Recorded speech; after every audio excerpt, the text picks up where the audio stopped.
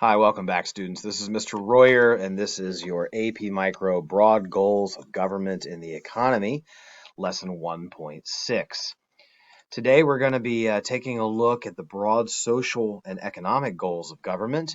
Before we do so, I want you to pause the video, do a little warm-up activity in your packet called the Broad Social Goals, page 32. We're going to be exploring those goals today. When you're finished, return and start the video lesson. All right, so today, what role does the government play in meeting broad economic goals? Remember, markets always work until they don't. So the main point of today's lesson is to explain that the government does have economic goals to ensure a free market system. We want to emphasize free markets. But when they do fail, we also have some goals to address those market failures.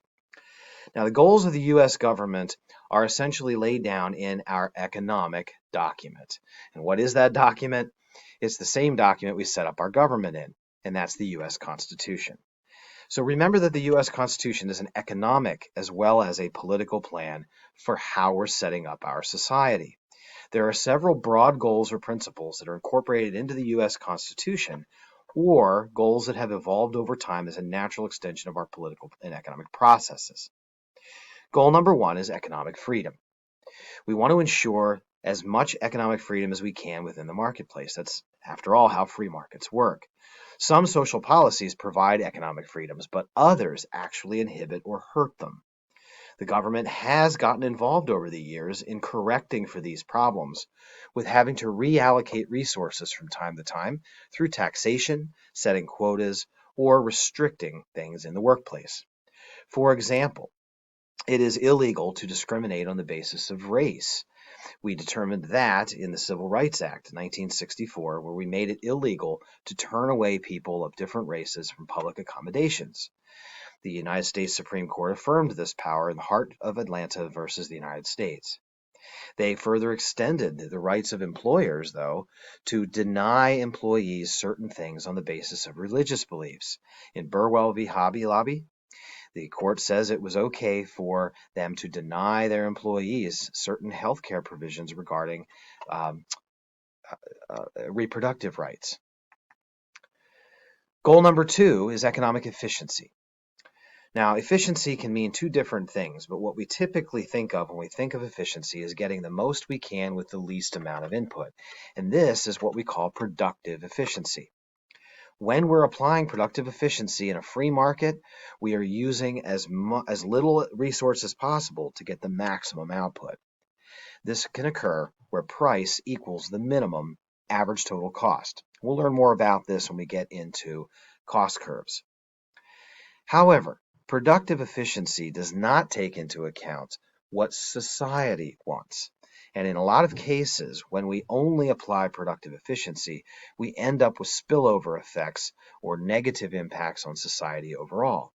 So allocative efficiency occurs where societal preferences are. This is the socially optimal level where the marginal social benefit equals the marginal social costs, or where price equals marginal cost. And we'll, again, learn more about where these points are with firms in our microeconomic analysis of cost curves.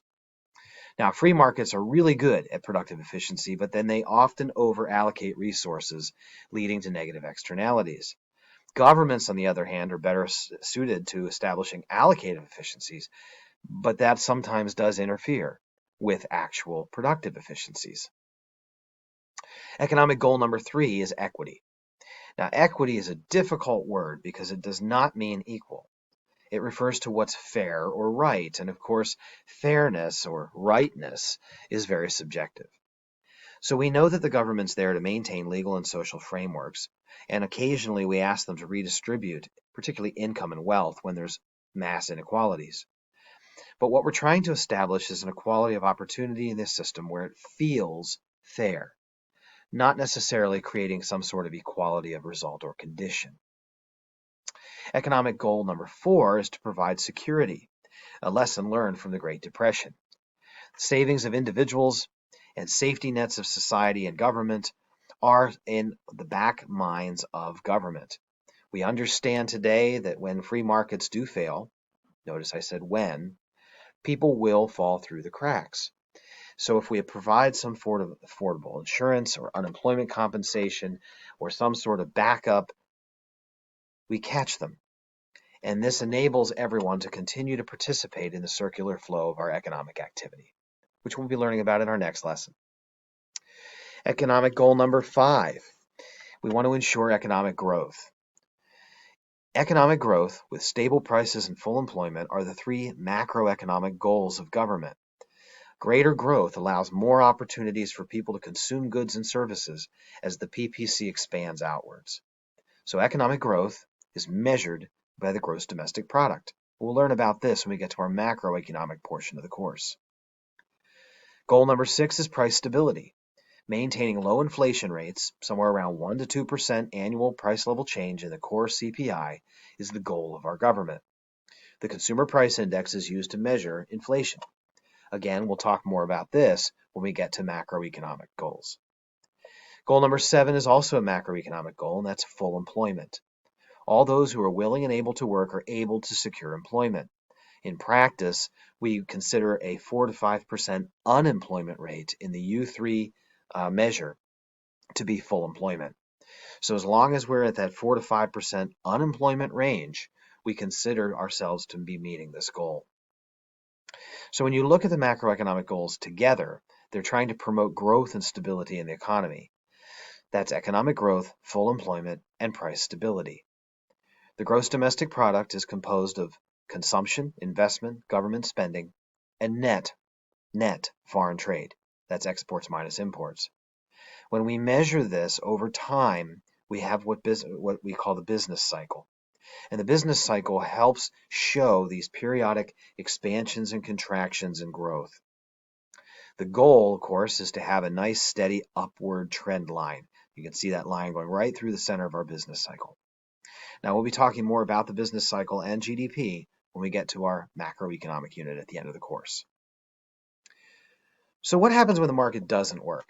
We mentioned before that markets always work until they don't. So when market failures do occur, it's usually because the markets are not allocating resources in the socially desired way. And when this occurs, the government has to step in. But there are some other types of market failures that involve direct regulation by the government in the marketplace. And this occurs when there's insufficient competition, incomplete information for buyers and sellers, or resources are not fully mobile and cannot go to where the jobs are, for example. So when those 3 things occur that are outlined in blue here, the government often steps in through regulation of the markets. In other cases, the markets don't provide enough what we call public goods. And this is because there's no real profit incentive for private firms. And occasionally there are externalities or spillover effects that affect people outside the original transactions. In these cases, government is often asked to step in. So market failures occur, again, when allocative efficiency is not achieved. This can occur for a number of different reasons. Positive and negative externalities are one of the more common ones.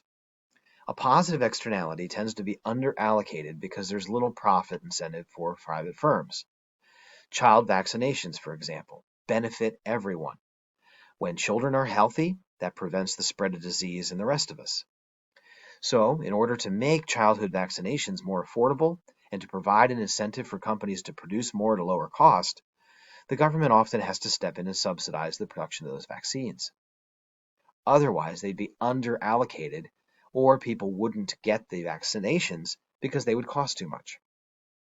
Negative externalities tend to be over-allocated. They tend to be overproduced in the marketplace because we're not absorbing the full costs of production.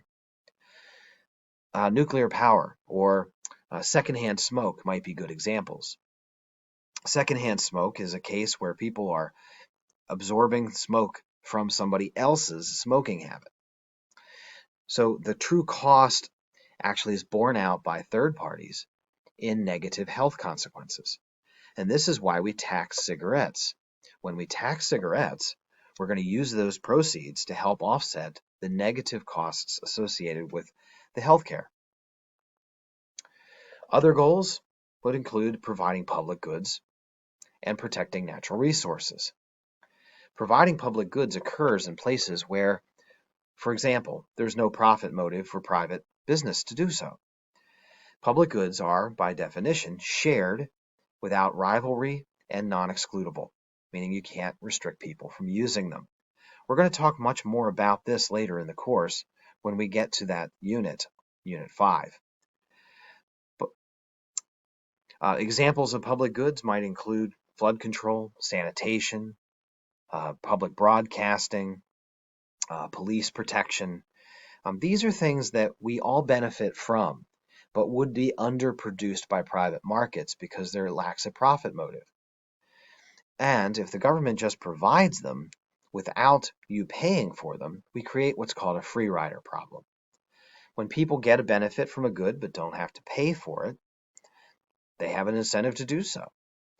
And the way we get around this is through mandatory taxation. So to prevent the free rider problem and to make sure that we get the public goods and services we need, we simply ask everyone to contribute on an ability to pay basis, and we provide it for all. The second one on this one is protecting common resources. The common resources are, again, non-excludable goods. You can't prevent people from using them. But in this case, they're rivalrous. That means that if I'm using it, it prevents you from using it. Many of our common or public resources, such as natural resources or environmental resources, fall into this category. And without government protection, we tend to ruin these resources, like overfishing or over-timbering. This leads to a phenomenon that economists refer to as the tragedy of the commons. The commons, in this case, is the grazing ground that is open to the public. When everyone starts bringing their animals to the common ground and nobody privately owns it, there's no incentive to maintain that ground. And over time, it's ruined to the point where no one can use it at all. And this is what happens in many cases when there's no regulation of common or public resources. We tend to overuse them. So in order to protect those resources, the government has to step in and protect them. So to summarize, we do have many different broad government goals. The economic freedom and economic security are ones that were outlined in the U.S. Constitution and are really part of our political culture. Economic efficiency and equity are microeconomic goals that we're interested in maintaining because this is how we use the resources to the best or most efficient way. Economic growth, price stability, and full employment are all macroeconomic goals that we're going to talk about later in the course. And in their general interest in promoting the general welfare, government is often going to regulate the workplace to ensure fairness and to ensure safety. We will promote allocative efficiency by reducing negative externalities, protecting shared resources, and promote positive externalities by providing some public goods and services and eliminating free riders through common taxation. In our next video lesson, we're going to be taking a look at how households and business firms are interconnected in what we call the circular flow of economic activity. So until next time, have a great day.